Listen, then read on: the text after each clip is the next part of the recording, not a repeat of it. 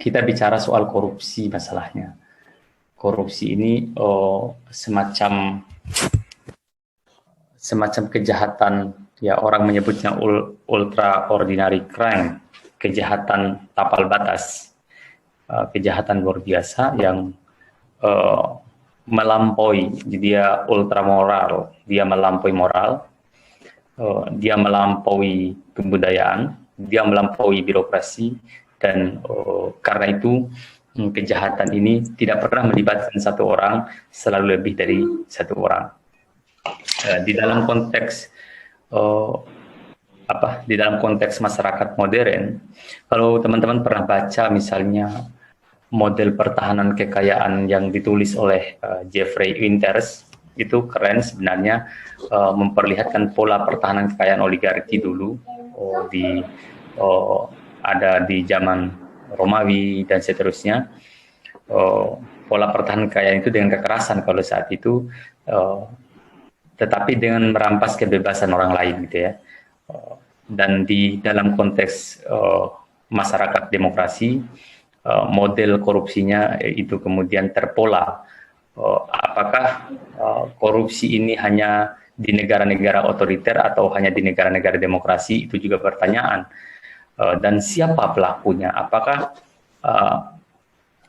ketika pemerintahan semakin demokratis, korupsi semakin berkurang, atau justru pemerintahan demokratis itu distribusi kekuasaan semakin merata, tetapi peluang kejahatan korupsi juga semakin meningkat? Itu adalah pertanyaan-pertanyaan besar yang tidak bisa dijawab oleh siapapun hingga saat ini, dan orang atau kita semua hanya bisa memberi definisi tentang korupsi. Batasnya ini, batasnya sampai pada batas mana, hanya definisi-definisi akademis yang bisa kita berikan. Tetapi secara kontekstual, perilaku ini dia merambah dari satu titik ke titik yang lain itu secara bersilangan. Dia tidak mengenal ahli agama, tidak mengenal para filosof, tidak mengenal para penceramah moral. Semuanya ketika berhadapan dengan, mungkin itu yang disebutkan, orang bisa ustaz dengan yang lain, tetapi dengan uang belum tentu, kira-kira gitu ya. Karena itu ada orang yang suka jual agama untuk kepentingan kekuasaan, misalnya suka jual ketika pemilu, suka jual ayat-ayat kursi, ketika dapat kursinya, ayat yang dijual, kursinya yang diambil. Sehingga ada anekdot-anekdot yang muncul, misalnya ketika kita berbicara jelang pemilu, katakan gitu ya. Kawan-kawan sekalian, pasti korupsi itu kalau kita lihat ya, dasar-dasar hukum yang dipakai banyak. Kalau kita merujuk ke dasar hukum ini banyak sekali. Ada TAP MPR misalnya tahun 98, ini dipakai, ini masih dipakai TAP MPR tentang penyelenggaraan negara yang bersih dan bebas dari KKN. Ini dulu seorang moralis dan seorang intelektual yang cukup baik di negeri ini, dulu ketika dia belum masuk di lingkaran kekuasaan, seringkali menyentil penguasa itu dengan menggunakan TAP MPR ini. Dia seringkali menyentil, dan ketika dia berada di dalam, ternyata sentilannya itu terciprat kembali ke mukanya sendiri, dan dia tidak bisa melakukan apapun selain membela kekuasaan itu tanpa reserve. Nah, itu memang berbahaya sih. Nah, ini juga TAP MPR tahun 2001 tentang rekomendasi arah kebijakan gitu, pemberantasan dan pencegahan korupsi. Karena ini musim semi kebebasan yang luar biasa, dendam terhadap Orde Baru ini besar sekali, demonstrasi mewabah di berbagai tempat, civil society itu dibiayai oleh migrasi kapitalisme dari barat itu ke sini semua untuk memperkuat demokrasi, sehingga muncul isu ini sangat kuat ini, isu 4 isu, 5 isu ini kuat sekali. Karena gigantisme kekuasaan Orde Baru itu kuat, korupsi menggurita sampai ke lini yang terkecil. Tetapi kalau kita melihat Winters, korupsi model Orde Baru itu kan dilakukan oleh oligarki sultanistik. Modelnya adalah terpimpin caranya korupsi. Jadi ada distribusi wilayah yang bisa dikorupsi, dan itu harus mendapatkan persetujuan dari seorang pemilik kekuasaan, seorang pemegang atau seorang oligark. Nah, seorang sultan ini, atau karena disebut oligarki sultanistik, jadi dia terstruktur.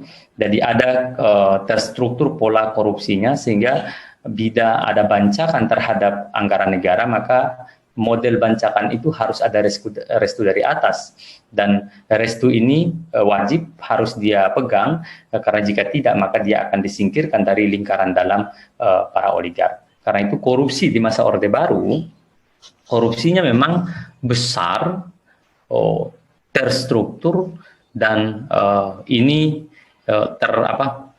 terjalin dengan baik di dalam lingkaran kekuasaan, dan yang di bawah tidak akan berani melakukan itu kalau tidak ada restu dari atas. Sehingga ada semacam model strukturalisme korupsi, kejahatan, dan itu oleh kekuasaan diaminkan. Setelah Orde Baru tumbang, pola oligarki sultanistik ini ternyata tidak bekerja karena terjadi distribusi kekuasaan itu kemana-mana.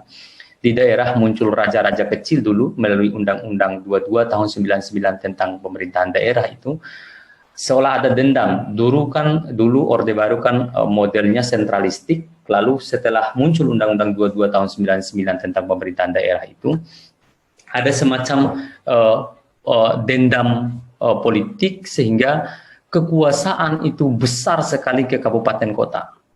Jadi semacam model negara federal, semi federal. Kalau di dalam negara kesatuan itu residu kekuasaan diberikan oleh pemerintah pusat kepada daerah-daerah atau negara bagian, sementara dalam konteks negara federal, residu kekuasaan itu diberikan oleh pemerintah daerah kepada pemerintah pusat. Dan modelnya Undang-Undang 2 tahun 99 itu adalah model residu kekuasaan dari pemerintah daerah ke pemerintah pusat. Pemerintah pusat hanya dapat sisa kekuasaan yang diberikan oleh pemerintah daerah. Ini dendam, karena dulu pemerintah daerah di masa Orde Baru, pemerintah daerah hanya memperoleh kekuasaan, pemerintah daerah hanya memperoleh kewenangan jika diberikan oleh pemerintah pusat, karena model unitarisme demikian, model negara kesatuan memang demikian.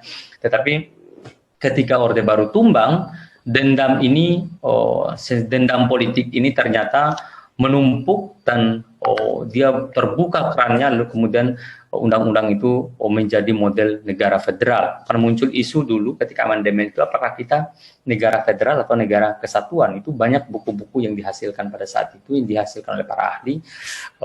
Apakah kita masih bertahan pada unitarisme atau federalisme? Itu adalah pertanyaan pada masa itu. Akhirnya yang terjadi, kawan-kawan sekalian, adalah kekuasaan terdesentralisasi sedemikian rupa. Raja-raja kecil di daerah membentuk habitusnya sendiri, membangun dinasti-dinasti politik, membangun oligarki politik di daerah tingkat lokal, dan mereka punya power, punya kekuasaan yang sangat besar di daerah masing-masing. Itu luar biasa, dan mereka mengendalikan izin tambang, mereka mengendalikan hampir seluruh birokrasi itu dikendalikan oleh mereka, karena pemerintah pusat hanya punya kekuasaan sisa. Maka disinilah problem itu dimulai. Bayangkan dulu berapa 400 sekian kabupaten kota sebelum menjadi 520 sekian ini.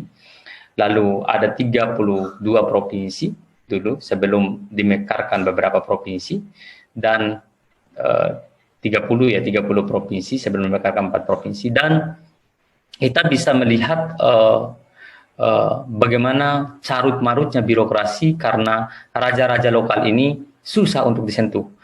Riset-riset dilakukan sedemikian rupa untuk mencegah munculnya dinasti politik lokal, munculnya oligarki politik lokal, dan itu kemudian mengilhami Undang-Undang 32 tahun 2004 tentang pemerintahan daerah.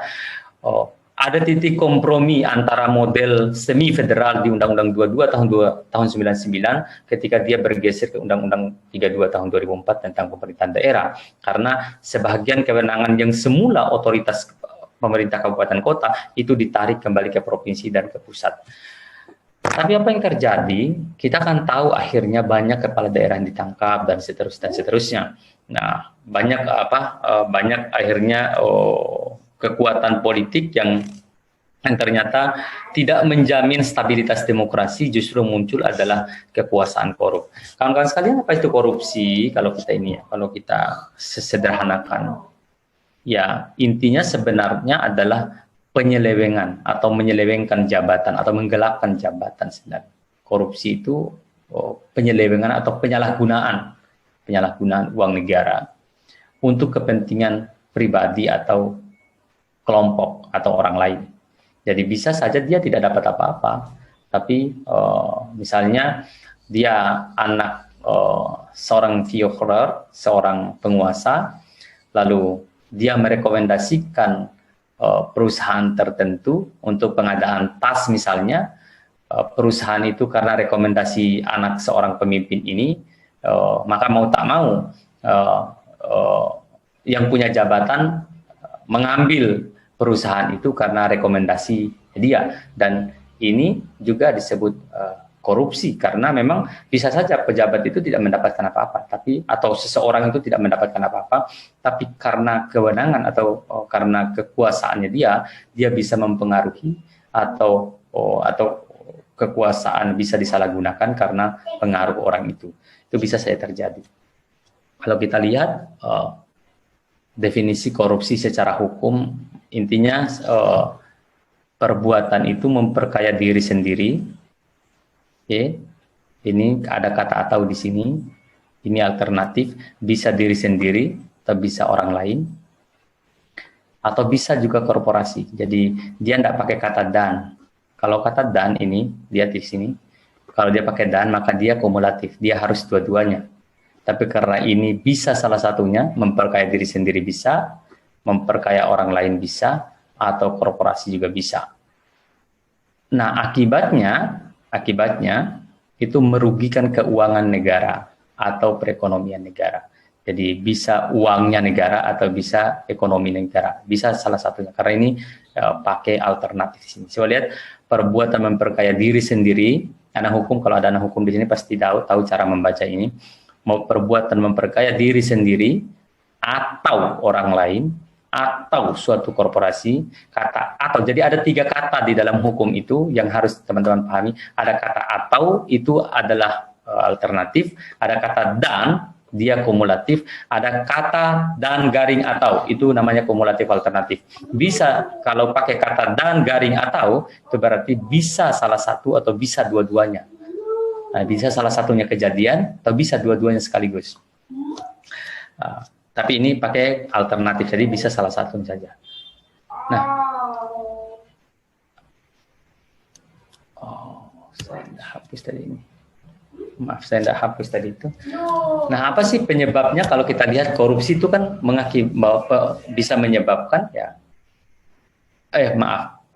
Bukan penyebab ini, akibatnya. Bisa apa penyebabnya? Bisa penyebabnya ini ada 6 kalau di sini. Yang pertama itu bisa jadi karena orang itu miskin. Kan banyak politisi mustadafin sekarang kan, politisi orang-orang kere yang entah karena jaringan, karena sosial kapitalnya dia bagus, dia kemudian mendapatkan jabatan tertentu juga karena berkah dari Tuhan, dan dia tidak syukuri. Orang-orang ini kadang-kadang bisa langsung mendapatkan posisi atau kewenangan, atau bisa nanti saya akan perlihatkan kepada kawan-kawan sekalian pola jaringan korupsi di beberapa dengan menggunakan beberapa pendekatan atau beberapa tipe. Yang kedua, korupsi itu disebabkan juga karena ketamakan. Ada juga orang yang uangnya sudah banyak, ya tetap korupsi begitu. Ya, dan itu yang kebanyakan. Apa sih yang kurang? Misalnya dulu Nasaruddin di umur 32 tahun, 33 tahun, yang pegawai politisi bendahara umum Demokrat itu sudah punya uang triliunan di usia yang sangat muda itu. Atau Gayus Tambunan yang terkenal itu misalnya, dia bisa punya kekayaan triliunan di usia yang masih sangat belia dengan golongan 3A, golongan pegawai 3A. Yang gajinya kalau diukur dari gaji kami, misalnya PNS, ya paling gajinya 2.700.000, 2.800.000 gaji pokoknya. 2.600.000 kayak kalau 3A. gaji pokoknya. Kalau kemudian dia diremun, ya berarti cuma 4 juta sekian bisa dia dapat 5 juta dan dia punya kekayaan triliunan. Itu dan kebanyakan juga korupsi itu kan dilakukan oleh ya karena ketamakan sih sebenarnya, bukan karena orang-orang tamak sebenarnya, orang-orang yang karena merasa tidak cukup dengan apa yang dia punya. Kawan-kawan, nah penyebab lain itu adalah karena hukum yang tumpul ke atas, tajam ke bawah. Hukum tidak bisa bekerja dan tidak dapat menyentuh kekuasaan. Kawan-kawan bisa lihat di Indonesia belakangan hari-hari belakangan ini dramaturgi hukum itu kita saksikan sedemikian rupa dan ada banyak ya jadi semacam ini kan biasa kita begini ya. Kita biasa mengatakan contohilah Cina gitu, menyiapkan 100 peti mati untuk koruptor, satunya untuk presiden, 99 untuk orang-orang. Itu model kerja Politbiro Partai Komunis, itu kita harus pahami. Jadi beda prinsip dasarnya, mekanisme birokrasinya, model pemberantasan korupsinya, itu jauh beda. Jadi tidak boleh kita membandingkan model yang sistemnya close dengan yang sistemnya seperti kita. Dia kan close sistemnya.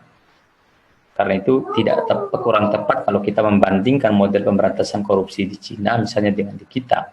Kita sistemnya demokratis, terbuka, pemerintahan itu harus berjalan. Jadi kekuasaan itu dikontrol oleh publik, dan kalau mereka tidak bisa dikontrol oleh publik, maka bisa jadi 100 peti mati itu sebenarnya hanya untuk membunuh beberapa orang yang mungkin tidak jadi juga dibunuh tetapi disembunyikan, bisa jadi karena kan media disensor. Teman-teman sekalian, ada juga orang yang korupsi karena ada kesempatan. Ya sih, kesempatan karena ada kewenangan jabatan, karena merasa tidak diawasi, karena merasa ada uang banyak di depannya, karena merasa ada peluang untuk bisa dimanipulasi administrasinya, maka orang melakukan korupsi di sini. Ya, yang kelima itu karena kurang pengawasan. Nah, kenapa ada kontrol? Ada kontrol justisial, ada kontrol sosial, ada kontrol politik, ada kontrol administratif, dan seterusnya. Untuk apa? Agar kekuasaan itu bisa berjalan di bawah kontrol. Itulah prinsip dasar demokrasi. Demokrasi itu bisa eksistensial kalau pengawasan itu kuat, dan kalau pengawasan tidak kuat maka itu yang berbahaya. Kenapa sih kita harus demo, kira-kira gitu pertanyaannya? Itu bentuk pengawasan sosial. Karena kita susah untuk mengharapkan kekuatan pengawasan politik di DPR, maka kita turun demo. Itu bentuk pengawasan sosial kita terhadap pemerintahan, terhadap birokrasi, terhadap jalannya pemerintahan. Maka kita demo itu bagian dari kontrol sosial di dalam demokrasi. Ada kontrol administratif, makanya ada inspektorat di pemerintahan itu. Inspektorat itu mengontrol kalau ada kesalahan laporan keuangan dan seterusnya itu diperbaiki. Ada kontrol finansial yang dilakukan oleh BPK dan BPKP. Ada kontrol judisial yang dilakukan oleh lembaga peradilan. Maka kontrol-kontrol ini itu menjadi salah satu jaminan kalau dia benar-benar bekerja untuk bertahan atau tidaknya demokrasi dalam satu negara.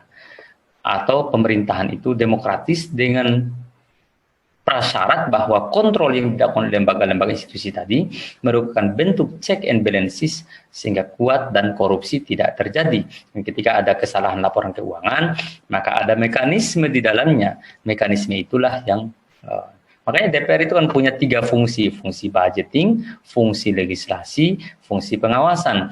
Di fungsi legislasi dia bikin undang-undang. Undang-undang itu dikasih ke pemerintah. Pemerintah oke, kami jalankan undang-undang ini, tapi kasih kami uang. Maka ada fungsi budgetingnya, fungsi anggarannya. Dikasihlah uang melalui mekanisme politik anggaran. Uang dikasih, undang-undang dikasih untuk mengawasi. Lalu ada mekanisme pengawasan, fungsi kontrol. Itu kalau DPR bekerja. Cuma kan DPR sekarang tidak bekerja di sana. Nah, kerjanya ya menjadi tukang stempel tanpa reserve. Mirip Orde Baru. Eksistensi parlemen di Orde Baru adalah tukang stempel presiden. Jadi apapun kebijakan presiden, no kritik. Tidak ada kritik di sana, oke, stempel. Karena dominasi kekuasaan terlalu besar dan kita menuju ke arah sana kalau kita lihat ya secara sederhana. Yang keenam itu adalah pemerintahan yang transparan, yang tidak transparan.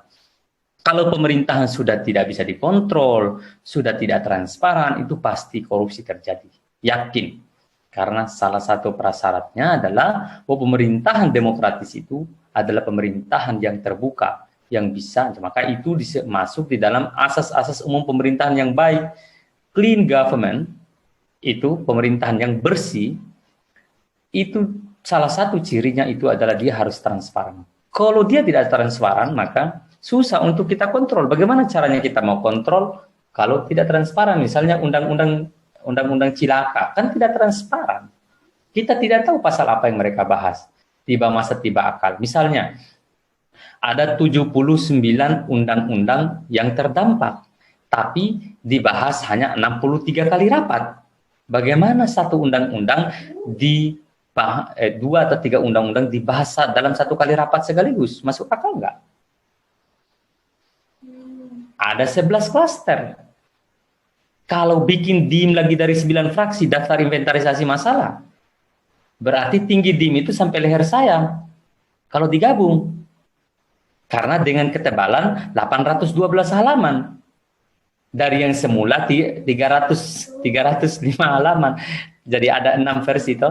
Nah, itu kan nggak terbuka, nggak transparan. Coba dia transparan, kita bisa kasih masukan. Oh, begini, bla bla bla. Maka jangan heran untuk satu klaster saja di undang-undang cilaka itu misalnya, satu klaster ketenagakerjaan itu ada sekitar 16 putusan MK yang sudah membatalkan undang-undang existingnya, undang-undang organiknya, itu dia hidupkan kembali itu pasal mati yang sudah dikubur oleh MK itu, dia hidupkan kembali di sana. Melanggar hukum ya melanggar lah. Tapi siapa yang mau bilang? Nah, ini kejahatan legislasi di tahun 2020. Misalnya begitu ya.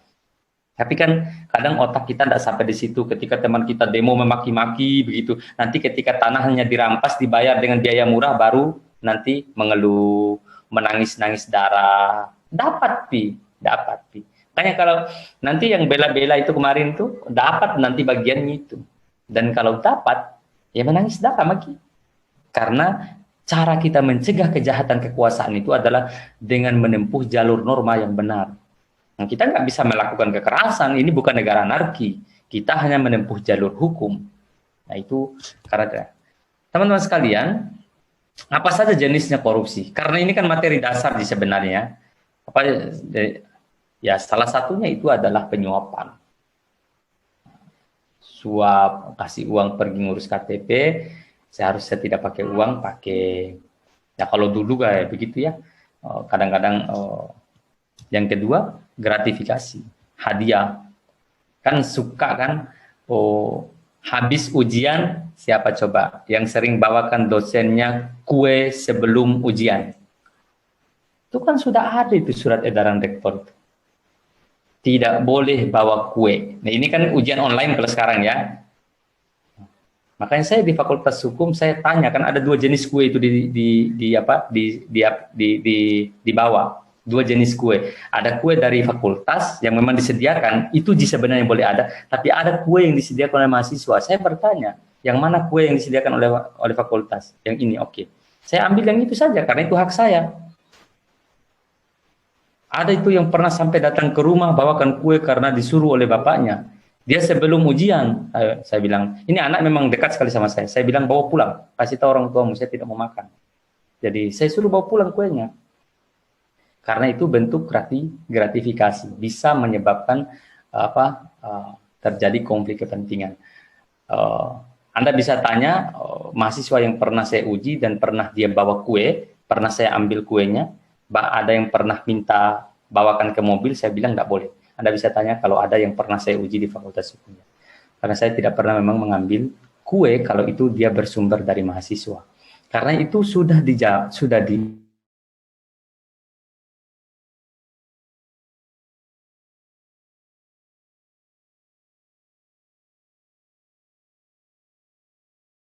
sudah diatur begitu, mahasiswa juga yang bikin repot dirinya. Sudah dikasih tahu tidak perlu, dia bawa. Tidak enak, beda kapan lagi nak kasih dosennya. Masalahnya itu kalian yang ada. Bagaimana kasihan yang tidak punya uang? Akhirnya terbebani orang tuanya. Yang banyak uangnya dia bawakan, kadang isinya itu kantongannya itu sampai 500.000 kali 4 dosennya 2 juta. Yang orang yang dari kampung kasihan, yang uang 2 juta itu setengah mati dia cari, merasa terbebani kalau dia tidak bawakan dosennya. Gara-gara kalian yang banyak uang. Itu. Padahal sebenarnya dosen tidak berharap juga. Tapi karena kalian paksa, ya mau tak mau diambil. Tidak enak juga, tapi saya memang paksa. Biar dia tidak enak saya. Biar yang dekat sekali dengan saya kadang kecuali 2-3 hari setelah selesai ujian, dia membawa ke rumah, saya ambil. Karena tidak ada lagi terkait dengan konflik kepentingan. Saya tidak ada beban lagi, saya sudah kasih dia nilai. Nah itu gratifikasi hadiah ya. Hadiah yang diberikan ya karena ada rasa tertentu dan seterusnya. Nah, ada juga penggelapan. Ada penggelapan ini, ada penggelapan barang, ada juga penggelapan jabatan. Jadi kadang-kadang ada penggelapan barang, ada penggelapan jabatan. Nah, dengan jabatannya dia bisa disalahgunakan gitu ya. Nah, ada juga penipuan. Banyak kasus kalau penipuan ini. Lalu ada pemerasan. Sudah dikasih masih minta lagi. Atau ada yang tidak mau kasih tapi dia ancam. Ini pemerasan namanya, dia ancam tidak menyelesaikan mekanisme administrasi yang diurus. Misalnya yang diurus oleh orang itu misalnya urus akademik, di akademik kalian datang mengurus, ada pegawai nakal, dia kebetulan yang ngurus di situ, dia persulit mahasiswa tidak mau kasih tapi dia minta, itu namanya pemerasan. Misalnya kalau ada yang begitu, tapi di Unhas pasti sudah tidak ada yang begitu-begituan. Dipecat nih kalau ada begituan. Nah, ada juga pilih kasih. Nah, biasa pilih kasih ini agak susah-susah, ini tipis-tipis ini pilih kasih. Kadang kalau dekat sekali dengan kita, jatuh pilih kasih itu biasa. Masih dekat sekali ke baru ini. Nah, biasa jatuh pilih kasih di sini. Ini susah sekali ini kalau jatuh di sini. Nah, tapi ini jenis-jenis korupsi yang sudah disepakati oleh dunia internasional. Maka ya begitulah jadinya. Dan kawan-kawan biasanya kue APBD APBN itu kan dibagi-bagi begini, Ji. Dibagi. Kan anggaran untuk belanja pegawai itu sebenarnya 69 sampai 70%. Belanja publik itu cuma 30%. Belanja publik itu maksudnya untuk jalan, untuk gedung sekolah, untuk ini itu cuma 30%. Belanja yang paling banyak itu adalah ya untuk anggaran perjalanan dinas, biaya itu yang paling banyak itu.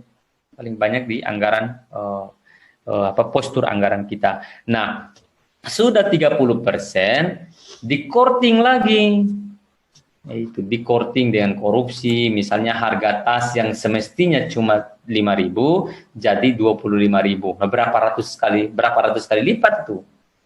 500 kali lipat naik. Yang semula misalnya 7.000 jadi 30.000. Atau harga spidol yang semula hanya 7.000 jadi 14.000. Nah, itu sudah bagian dari itu. Jadi dipotong-potong lah. Kayak ada yang viral baru-baru di Sumatera itu yang aspal 5 miliar, anggota DPR-nya datang mengecek langsung ke lapangan. Bayangkan itu aspal bisa dikorek begini pakai tangan. Dan itu sudah kayak pasir. Jadi dikorek begini dan terbuka aspalnya. Harganya 5 miliar. Bagaimana tidak rusak 2 hari, dilewati mobil tronton 1 kali, langsung berantak, langsung hancur karena cuma pasir. Apalagi kalau digenangi air misalnya, maka hati-hati menempati gedung yang dibangun dengan anggaran pemerintah setelah Orde Baru. Hati-hati. Karena koruptornya makan besi, koruptornya makan batu, koruptornya makan semen, koruptornya makan semuanya. Batu, semen, besi itu mereka makan. seharusnya ukuran besinya sekian, apakah sekian mili ke sekian, dan dia kurangi ukuran besinya. Ukuran campuran semennya sekian, dikurangi karena sudah dipotong. Dipotong fee untuk politisinya, fee untuk perantaranya, fee untuk pengusahanya. Itu semua yang menyebabkan akhirnya pembangunan. Makanya kita mesti takut-takut itu kayak jalan layang, jalan tol yang yang kayak flyover dan sebagainya. Takut-takut apakah dia bisa bertahan 10 tahun kalau tidak dikorupsi ya, kalau kemudian korupsi ya. Kan ada juga jembatan baru 3-4 tahun langsung roboh. Bayangkan kalau kayak yang tol yang baru dibangun flyover itu, yang tol baru. Bayangkan kalau kayak begitu dikorupsi, bagaimana kalau jatuh itu satu beton dalam keadaan macet di bawahnya. Beda tuh yang dibangun di zaman Orde Baru, korupsi iya, tapi mereka tidak sesporadis ini. Makanya bangun gedung-gedung yang dibangun zaman dulu itu kan kuat ya, bagus pertahanannya. Nah itu. Nah, teman-teman sekalian, kalau kita lihat ya beginilah peta korupsi kita. Paling banyak kan ini bantuan sosial. Nah, Menteri Sosial ini mau korupsi bantuan sosial. Harusnya isi kantongan itu 200 sekian ribu ke 300 sekian. Jadi di korting range-nya sekitar 110.000. Jadi 30.000 itu ternyata 33.000 itu ternyata jatah sendiri Pak Menteri. Lalu ada jatah perantara, lalu ada juga kan keuntungannya pengusaha, kasihan. Nah, pengusaha juga ada keuntungan di korting dari segitu. Jadi jadinya yang di korting itu adalah 100 sekian ribu. Keren kan? Orang sudah mau mati kelaparan semua, mereka masih sempat korupsi. Bisa nggak dihukum gantung saja yang begituan? Tak kalah itu, sekalian dihukum gantung, cuma kan tidak ada hukumnya itu untuk menggantung orang betus. Tak kalah gantung di Monas. Yang begituan. Bayangkan bagaimana mereka mau mengkorupsi ini, bantuan sosial. APBN, APBD begitu, di belanja barang dan jasa ini paling banyak. Barang habis pakai terutama, kan tidak bisa dicek kembali itu barang habis pakai, banyak sekali di situ. Ada penerimaan non pajak, penerimaan pajak ini kasusnya Gayus dulu yang terkenal, banyak sekali. Nah ini dana DAU, DAK, atau dana dekonsentrasi. Nah ini kayak di Papua itu kawan-kawan sekalian, setiap tahun itu dikasih untuk otonomi khusus itu 1, sekian T untuk Papua Barat, juga untuk Papua dan Papua Barat itu sekitar 2, sekian T kalau nggak salah. 2, sekian T itu tidak kelihatan apa-apa karena pejabat di Papua itu tinggal di Papua 1 minggu, tinggal di Jakarta 1 bulan, kerjanya begitu. Pergi nginap di Jakarta 1 bulan, maka ya kemarin ada yang meninggal misalnya habis pakai apa begitu, meninggal. Karena memang kerjanya begitu, hanya di Papua itu misalnya mereka itu cuma tinggal beberapa hari dan lebih banyak di Jakarta. Alasannya ya cari anggaran dan seterusnya. Jadi tidak terkelola dengan baik. Padahal lumayan anggaran 1T, 2T setiap tahun itu. Setiap tahun. Apalagi sekarang ada anggaran dana desa misalnya yang sampai ke desa itu range-nya antara 700 sampai 1,5 miliar per desa. Besar kan? Lumayan tuh masa jabatan kepala desa itu 6 tahun. Jadi tahun pertama korupsi 250 juta, bisa beli mobil. Tahun kedua korupsi 250 juta, bisa nikah lagi. Di tahun ketiga korupsi 250 juta, beli rumah. Tahun keempat korupsi lagi 250 juta. Dari anggaran 1 miliar misalnya 750 juta dipakai untuk belanja. Tahun ke-6 ya diambil polisi. Begitu aja kerjanya itu kepala desa itu. Kalau bayangkan lumayan tuh. Makanya bercita-citalah sekarang jadi kepala desa karena besar anggarannya yang dikelola. 6 tahun kali 200 juta sampai 250 juta dikorupsi kali 6 tahun berapa itu? Kali 6, bisa 1 miliar lebih didapat. 1 miliar lebih didapat kalau otaknya korupsi. Dan itu nyata di beberapa desa. Dan itu bisa 3 periode di Undang-Undang tentang desa itu, jabatan kepala desa itu 3 periode, 6 kali 3, 18. Jadi lumayan 18 tahun. Nah, tapi kan maka kalau bisa berbuat baik untuk desa, silakan pulang kembali ke kampung. Besar anggarannya, tapi jangan bercita-cita jadi koruptor ya. Nah, ya ini kategori korupsi, ada yang disebut material corruption, jadi penyelewengannya berbentuk materi atau uang. Ada yang disebut dengan state capture corruption. Ini yang paling berbahaya, yang paling ditakuti, yang bekerja sekarang ini nih, state capture corruption. Ya, korupsi politik itu dilakukan melalui pemilu, penipuan, manipulasi surat suara, komersialisasi jabatan, membeli dan menjual putusan hakim dan seterusnya. Itu modelnya ini political corruption. Lalu ada yang disebut dengan intellectual corruption. Jadi ini semacam penyelewengan terhadap kebenaran lah, informasi, ilmu pengetahuan dan seterusnya. Dan ini sudah banyak di kita yang kayak begini kan, yang ada yang ahli bersaksi.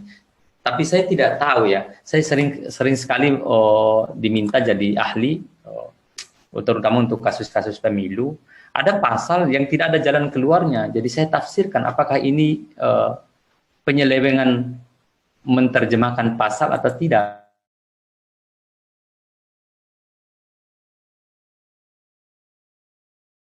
Yang dibikin, ternyata pasal itu tidak ada jalan keluarnya, harus tafsirkan. Beberapa di undang-undang pilkada itu ada pasal yang kumulatif, yang pakai kata dan, kejadiannya terjadi pada saat yang bersama.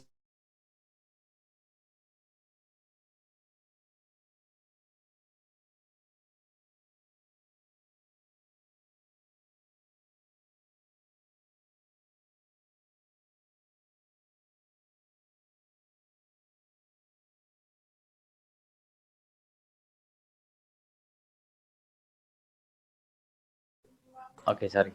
Keluar tadi ya. Dia bilang polisi, bagaimana caranya? Nah ini kata dan dipakai Pak. Ya, kalau pakai kata dan, kejahatan ini tidak bisa dihukum sampai kapanpun. Ini salah perumusan norma. Jadi karena salah perumusan norma, saya bilang, ya kalau begitu harus ditafsirkan. Ya tafsirnya saya bilang tidak, bukan kumulatif ini, bukan kata dan, karena tidak mungkin ada kejadian satu kejadian terjadi di tiga tempat yang berbeda, tidak mungkin. Misalnya membeli mobil dinas, itu kalau dipakai kan antara anggaran pemerintah daerah atau pemerintah pusat, tidak mungkin gabungan pemerintah daerah dan pemerintah pusat. Di undang-undang pilkada itu dipakai tuh anggaran pemerintah daerah dan pemerintah pusat, dan jadi tiga dannya. Dia bilang nggak mungkin terjadi. Nah, hal-hal seperti itu yang tidak mungkin menggabungkan dua anggaran untuk membeli mobil, dan siapa juga yang mau pergi. Nah, tapi perbuatannya perbuatan pidana, tindak kejahatan, tapi tidak bisa dihukum karena satu norma. Jadi saya banyak menghadapi kasus, misalnya ketika memberi saksi ahli, mendapati kasus bahwa orang tidak bisa dihukum karena norma. Masa ada kejahatan tidak bisa dihukum orang? Kejahatannya nyata kejadian, dan si pelaku itu mengakui kejahatannya, tidak bisa dihukum. Nah itu juga pentingnya kenapa kita orang hukum misalnya harus tahu hal-hal itu. Kawan-kawan, saya tidak tahu ya apakah apa yang saya lakukan itu masuk intellectual corruption atau enggak, karena honor yang kasihnya cuma 1.500.000 di honornya dikasih, karena itu berdasarkan standar biaya APBN yang dipakai, bukan membela koruptor. Membela koruptor kan lain lagi, karena yang dibiayai tergantung berapa besar uang uang yang dikorupsi dan resiko masuk penjaranya. Yang kita bela ini adalah kalau saya ya membela argumentasi hukumnya, membela kebenaran hukumnya, bahwa ada kejahatan, ada orang perbuatannya nyata kejahatannya, lalu kemudian kita tafsirkan tidak berdasarkan norma yang tertulis, tafsirnya keluar dari norma tertulis untuk mencari terobosan hukum. Ini mesti juga dilakukan oleh kita sebenarnya. Nah, bentuk korupsi ada political corruption, ada bureaucratic corruption, ada judicial corruption. Oke, ada korupsi politik, korupsi birokrasi. Kalau dulu kan ada korupsi di bawah meja, kalau sekarang beda, diangkat dengan meja-mejanya sekalian. Jadi saking jahatnya korupsi sekarang, bukan di bawah meja, tapi diangkat dengan meja-mejanya sekalian. Nah, ada membeli putusan korupsi lembaga-lembaga hukum, ya kasus yang menimpa misalnya yang terjadi baru-baru, yang menyebabkan anggota KPU ditetapkan tersangka dan Harun Masiku sampai sekarang belum ditemukan. Mohon maaf kalau ada yang punya keluarga di sini ya, saya hanya menyebut ini. Itu putusan pengadilan itu menurut saya adalah bagian dari judicial corruption karena dia melanggar undang-undang pemilu putusannya. Oke, akibatnya apa? Kita tahu akibatnya kemiskinan. Kita lihat kemiskinan, tidak pembangunan tidak merata, pendidikan kita tidak merata. Penegakan hukum pasti tidak adil. Kalau korupsi terjadi, hukum tidak pernah adil. Lihatlah kita di hadapan kita, nyata di hadapan kita kejadiannya, sedang hari-hari ini kita dihadapkan dengan situasi injustice itu. Situasi tidak adil itu sedang kita hadapi saat ini. Saat-saat yang mengerikan bahwa hukum itu seolah-olah seperti hukum rimba. Di mana keadilan? Orang bertanya, toh. Tujuan hukum itu ada 3, keadilan, kemanfaatan, dan kepastian hukum. Di mana keadilannya? Di mana apa manfaatnya hukum ini? Dan seterusnya.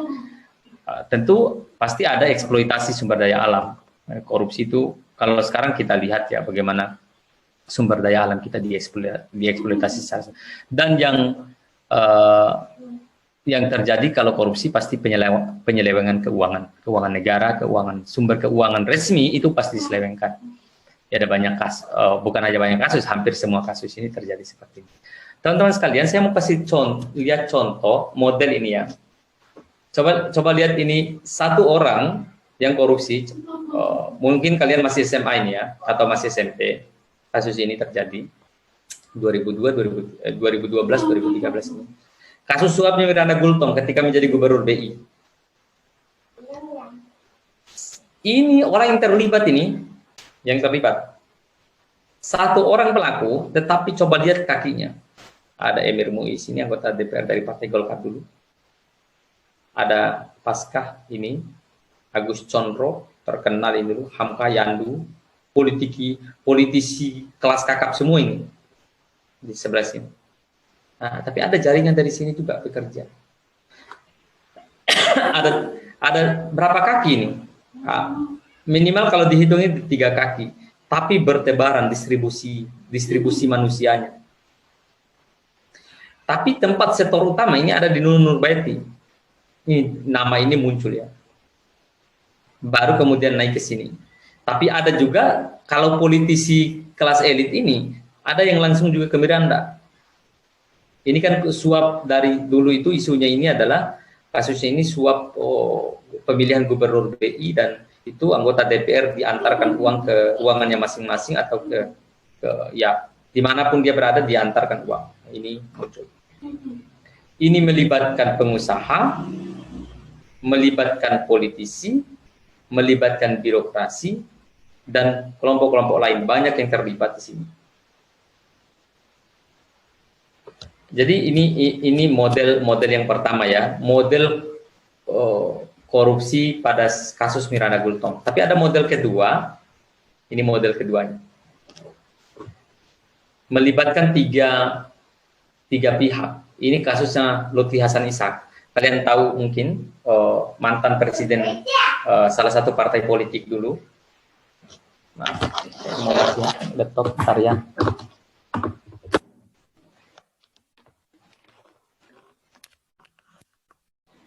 Jadi ini teman-teman bisa lihat ini bagaimana cara kerjanya. Jadi agak rumit. Jadi Fatanah ini kan paling banyak disorotkan dalam kasus ini, Ahmad Fatanah, karena 2 istrinya, ya 2 atau 3 istrinya gitu ya. Dan dia ini paling banyak disorot pada saat kasus ini muncul. Kemudian ada istri muda juga dipersoalkan, LHI.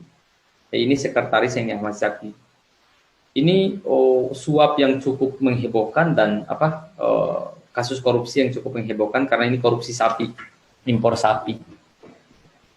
Ini dan ini model kerjanya begini. Model kerjanya serumit ini. Saya saja agak rumit membacanya ini. Serumit ini cara kerjanya, serumit ini orang-orang yang terlibat. Serumit ini jaringan komunikasinya. Jadi kalau orang sudah korupsi itu memang tidak mungkin melibatkan 1-2 pihak, nggak mungkin. Oke. Ini yang lebih parah ini. Ini kasus ini, Wawode ini mohon maaf kalau ada yang punya keluarga juga di sini. Wawode ini politisi masih muda saat itu. Ketika dia terlibat masih muda, masih seumuran saya lah mungkin ya. Tua atau tua dia setahun atau 2 tahun. Jadi dia sudah punya sudah punya banyak hal. Ini yang dia korupsi ini adalah bantuan untuk kelompok tani. Kasus ini untuk kelompok tani. Jadi disuruh bikin proposal, kelompok tani itu proposal, kemudian dia melewati dan ini sampai ke sini. Jadi saya tidak tahu juga ini seribet ini polanya. Tetapi dia memang langsung karena ini kasus untuk kelompok tani, memang di daerah dulu itu jatah anggota DPR itu bisa langsung memasukkan memang ke mata anggaran. Dan ini lumayan. Dan ini heboh sekali kasusnya. Ini modelnya. Nah, ini karena itu ini teori yang saya kembangkan sebenarnya. Karena itu model kerjanya ini sebenarnya adalah predator berkaki 4. Jadi ada predator di istana. Di istana itu ada menteri, ada gubernur. Saya menyebutnya istana ini. Ada predator di Senayan. Sini sebelah kiri ada predator di pengadilan. Ini kerja bareng ini karena mulai dari proses penyidikan, penuntutan hingga putusan bisa terjadi ini. Lalu ada pengusaha naga ini yang bayar, ini semacam bandarnya. Ini dia suka DP ini, bayar di depan. Suka misalnya ada anggaran satu proyek pembangunan jembatan di kampung misalnya. Supaya bisa lolos proyek ini dibahas di DPR misalnya, dia bayar dulu anggota DPR-nya, DP dulu. Setelah lolos, dia urus lagi, dia masuk di ini. Jadi dia ini sudah tahu cara kerjanya.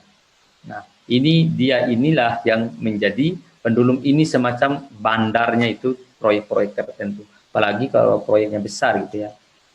Nah pola lama ini korupsi pola lama ini teman-teman sekalian. Ada melibatkan birokrat, swasta, dan politisi.